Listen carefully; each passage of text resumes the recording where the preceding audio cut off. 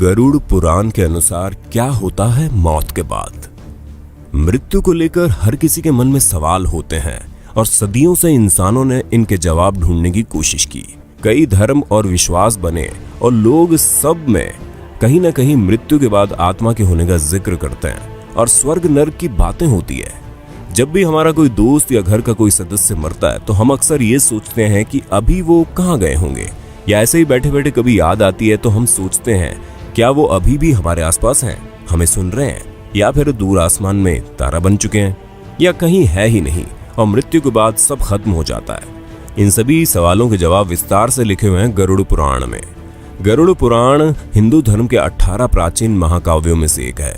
ये वैष्णवी साहित्य का एक भाग है और भगवान विष्णु और गरुड़ के बीच मनुष्य जीवन के अर्थ को लेकर वार्तालाप के रूप में लिखा हुआ है। गरुड़ पुराण में मृत्यु के बाद जीवन, अंतिम क्रियाक्रम और पुनर्जन्म जैसी बातों पर विस्तार से चर्चा है। इसलिए हिंदू धर्म में इंसान की मृत्यु के बाद आखिरी क्रियाकर्मों के समय इसका उच्चारण किया जाता है। हमने आपके लिए गरुड़ पुराण से खासकर इन्हीं सवालों के जवाब ढूंढे हैं और इस वीडियो में बताने जा रहे हैं।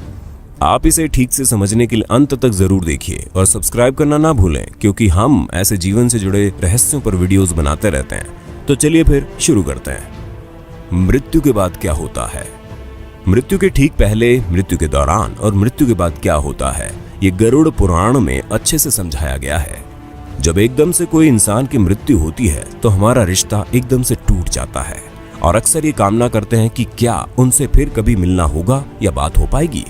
असल में मृत्यु एक बहुत ही इंटरेस्टिंग प्रक्रिया है और कुछ भागों में ये पूरी होती है, जो कि इस प्रकार है। नंबर 1, अर्थ सोल चक्रों से डिस्कनेक्शन। मौत से लगभग 4-5 घंटे पहले इंसान के पैरों के नीचे स्थित अर्थ सोल चक्र अलग हो जाते हैं, जिसका मतलब है धरती की सतह से संबंध टूट जाता है। इंसान की मृत्यु से कुछ घंटे पहले उसके पैर ठंडे पड़ जाते हैं। जब मृत्यु का सही समय आता है तो कहा जाता है कि मृत्यु देवता यम आते हैं और आपकी आत्मा को लेकर चले जाते हैं। नंबर 2, एस्ट्रल कोड टूट जाता है। जब मृत्यु होती है तो एस्ट्रल कोड टूट जाता है, जो कि एक तरह से शरीर और आत्मा के बीच का कनेक्शन है। इस कोड के कटने से आत्मा शरीर से मुक्त हो जाती है और शरीर से बाहर और ऊपर निकल जाती है। अगर इतने लंबे समय तक शरीर में बने रहने की वजह से आत्मा को उसे छोड़ने में मुश्किल आती है तो वो छोड़ने से मना करती है। वो शरीर से निकलकर वापस घुस जाती है और इधर उधर गति करती है। हमें ये मरने के बाद चेहरे, हाथ या पैरों के मामूली हिलने से पता चलता है। जैसे हमारे लिए किसी की मृत्यु को स्वीकार करना मुश्किल होता है, वैसे ही आत्मा भी शरीर की मृत्यु को मानने से इनकार कर देती है और तब भी जिंदा रहने का एहसास रहता है। लेकिन एस्ट्रल कोड टूटने से ये शरीर से अलग हो चुकी होती है और वो वहां नहीं रह सकती। उसे शरीर से निकलकर ऊपर की तरफ जाना ही होता है, क्योंकि कोई चुंबकीय बल होता है जो उसे ऊपर की तरफ खींचता है। नंबर 3, भौतिक शरीर का अंत। इस चरण में आत्मा को उस कमरे में मौजूद लोगों के विचार एक शोर की तरह सुनाई देते हैं, वो चाहे उसके घर वाले हों या कोई भी। आत्मा उन सब से बात करने की कोशिश करती है और चिल्ला चिल्ला कर कहती है कि मैं अभी मरा नहीं हूं, लेकिन उसे कोई नहीं सुन सकता। धीरे धीरे आत्मा को एहसास होता है कि वो शरीर मर चुका है और वापसी का कोई तरीका नहीं है। इस चरण में आत्मा लगभग 12 फीट या कहो कि छत की ऊंचाई पर तैर रही होती है और आसपास हो रहा सब कुछ सुनती और देखती है। नंबर 4, शरीर से छुटकारा। जब अंतिम क्रियाक्रम हो जाता है तो आत्मा मान लेती है कि उसका इस धरती पर रहने का माध्यम खत्म हो चुका है और वह शरीर जो उसने इतने सालों तक अपना रखा था अब पंच तत्वों में लीन हो चुका है। आत्मा तब एकदम आजादी महसूस करती है और शरीर में रहते समय जो भी सीमाएं और रुकावटें थी वो अब खत्म हो चुकी हैं और आत्मा बस सोचने से ही कहीं भी आ जा सकती है। 7 दिन तक आत्मा अपने शरीर के साथ रहते समय की पसंद की जगहों पर घूमती रहती है, जैसे कि उसका सबसे पसंदीदा कैफे, बगीचे में सुबह की सैर, ऑफिस वगैरह। अगर आत्मा धन दौलत से बहुत लगाव महसूस करती है तो वो तिजोरी के पास भी रहेगी। अगर बच्चों से बहुत लगाव हो तो बच्चों के पास रहेगी और उन्हें प्यार करेगी। 7 दिन बाद आत्मा अपने परिवार और धरती को अलविदा कहती है, इस धरती से दूर होने लगती है और दूसरी दुनिया में प्रवेश करती है। नंबर 5, सुरंग। कहते हैं कि एक बड़ी सी सुरंग होती है जो आत्मा को एस्ट्रल प्लेन तक पहुंचने से पहले पार करनी होती है और इसलिए कहा जाता है कि मृत्यु के बाद के 12 दिन बहुत महत्वपूर्ण होते हैं। हमें सारे अंतिम संस्कार और रीति रिवाज ठीक से करने होते हैं और प्रार्थना करनी होती है। हमें आत्मा से क्षमा याचना मांगनी पड़ती है ताकि वो अपने साथ कोई भी नकारात्मक भाव जैसे कि दुख, क्रोध या नफरत अपने साथ न ले जाए। कम से कम उसके परिवार और नजदीकी रिश्तेदारों को यही करना चाहिए। ये सारे रीति रिवाज, प्रार्थनाएं, सकारात्मक ऊर्जा आत्मा के लिए भोजन का काम करती है और उसे आगे की यात्रा में मदद करती है। उस सुरंग के अंत में बहुत तेज रोशनी होती है जो ये दर्शाती है कि वो एस्ट्रल वर्ल्ड में प्रवेश कर रही है। लेकिन अगर उसके घर वाले रीति रिवाज और प्रार्थना नहीं करते तो आत्मा सुरंग को पार नहीं कर पाती और फिर यही धरती पर फंस जाती है। वो ना तो एस्ट्रल प्लेन तक पहुंच पाती है और ना ही धरती पर कोई शरीर में होती है, इसलिए धरती पर ही भटकती रहती है। इसलिए किसी की मृत्यु के बाद भी उसके परिवार को अपनी जिम्मेदारी अच्छे से निभानी चाहिए और उसकी आत्मा को अंतिम यात्रा में मदद करनी चाहिए। नंबर 6, पूर्वजों से मिलाप। मृत्यु के बाद 11वें और 12वें दिन हिंदू सभ्यता में लोग होम, प्रार्थनाएं और रीति रिवाज करवाते हैं, जिससे आत्मा अपने पूर्वजों, नजदीकी दोस्तों, रिश्तेदारों और मार्गदर्शकों से मिलती है। पहले से मृत पूर्वज उसका ऊपरी दुनिया में स्वागत करते हैं और गले लगाते हैं, जैसे हम धरती पर अपने दोस्तों और परिवार को बहुत समय बाद मिलने पर लगाते हैं।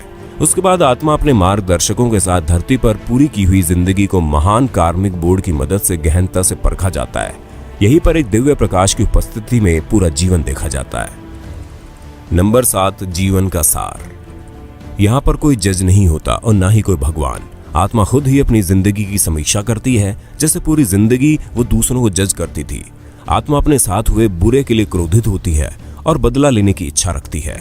किसी का जो बुरा किया है उसके लिए पछताती है और उसके लिए खुद ही सजा मांगती है। जैसे कि आत्मा शरीर से और अपने मैं से नहीं जुड़ी होती, इसलिए आखिरी फैसला उसके अगले जीवन का आधार बनता है और इसी आधार पर आत्मा ही अगले जीवन के लिए रूपरेखा तैयार करती है, जिसे ब्लूप्रिंट कहते हैं। हर घटना और मुसीबतें जो झेलनी होगी और हर चेतावनी जिसका सामना करना होगा इस एग्रीमेंट में लिखी जाती है। यहाँ तक कि आत्मा उम्र, व्यक्तित्व और हालात भी खुद ही चुनती है। उदाहरण के लिए किसी इंसान ने पिछले जीवन में किसी की बेरहमी से हत्या की और मरने के बाद जीवन की समीक्षा करते हुए उसे बहुत पछतावा हुआ और उसकी सजा खुद को देने के लिए आत्मा अगले जीवन में खुद की किसी बीमारी से ग्रस्त होने का दर्द देती है या अन्य कोई भी मुसीबत जिससे उसको अपने किए के लिए सजा मिले। खुद को खुद ही जज करके आत्मा ब्लूप्रिंट बनाती है। जितना ज्यादा पश्चाताप होगा, आत्मा खुद को अगले जन्म में उतनी कठिन सजा देती है। इसलिए कुछ गलत करने पर किसी को माफ करना और किसी से माफी मांगना बहुत जरूरी है और हमें अपने जीवन में इसे अपनाना चाहिए। अपने विचारों और भावों को शुद्ध रखना चाहिए क्योंकि हम उनको मृत्यु के बाद भी लेकर जाते हैं, क्योंकि वो हमारे कार्मिक बोर्ड पर छप जाते हैं। जब अगले जन्म का ब्लूप्रिंट तैयार हो जाता है तो कुछ समय खाली होता है, जिसे कूलिंग पीरियड कहते हैं। नंबर 8, पुनर्जन्म। एग्रीमेंट में हमने जो चुना है हम उसी हिसाब से जन्म लेते हैं।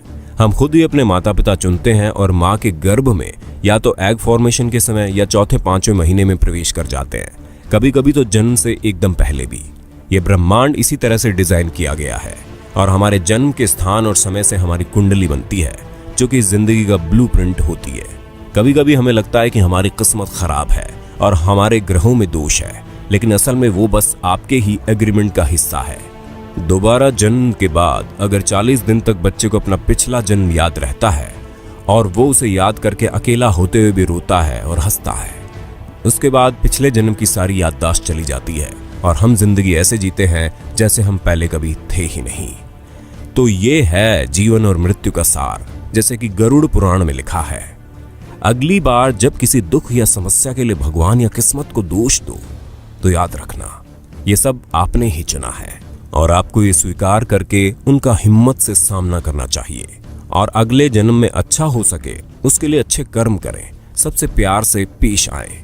आपके घर वाले, दोस्त या हर कोई जो भी जीवन में आता है वो बस अपना किरदार निभा रहे हैं उस फिल्म में जो आपने ही लिखी है और डायरेक्ट भी की है।